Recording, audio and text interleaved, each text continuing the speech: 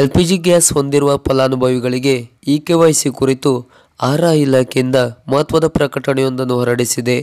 ಈ ಹಿಂದೆ ಡಿಸೆಂಬರ್ 31ರ ಒಳಗಾಗಿ ಇಕೆವೈಸಿ ಮಾಡಬೇಕು, ಇಲ್ಲವಾದರೆ ಸಬ್ಸಿಡಿ ಹಣ ಜಮಾವಣೆ ಆಗುವುದಿಲ್ಲ ಎಂದು ಸಾಮಾಜಿಕ ಜಾಲತಾಣದಲ್ಲಿ ಹರಿದಾಡಿ ಎಲ್ಪಿಜಿ ಗ್ರಾಹಕರು ಗ್ಯಾಸ್ ಏಜೆನ್ಸಿಗಳ ಮಳಿಗೆಗೆ ಇಕೆವೈಸಿ ಮಾಡಲು ಮುಗಿಬಿದ್ದಿದ್ದರು.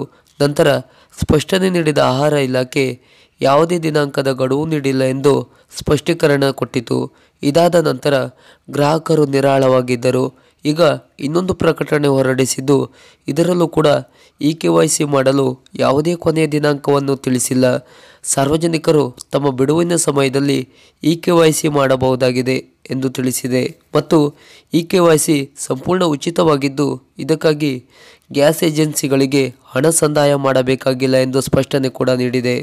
ಎಲ್ಪಿಜಿ ಗ್ರಾಹಕರಿಗೆ ಇಕೆವೈಸಿ ಕಡ್ಡಾಯವಾಗಿದ್ದು, ಗಡುವು ನೀಡದ ಕಾರಣ ಗ್ರಾಹಕರು ಸಮಯ ಸಿಕ್ಕಾಗ ನಿಮ್ಮ ಹತ್ತಿರದ ಗ್ಯಾಸ್ ಏಜೆನ್ಸಿ ಬಳಿ ತೆರಳಿ ಇಕೆವೈಸಿ ಮಾಡಿಕೊಳ್ಳಿ.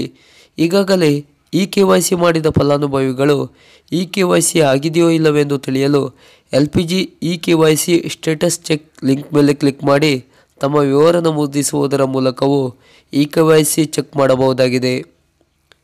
ಈ ವಿಡಿಯೋ ನಿಮಗೆ ಇಷ್ಟವಾದರೆ ಲೈಕ್ ಮಾಡಿ, ಶೇರ್ ಮಾಡಿ ಹಾಗೂ ನಮ್ಮ ಚಾನಲನ್ನು ಸಬ್ಸ್ಕ್ರೈಬ್ ಮಾಡಿ. ನಮಸ್ಕಾರ.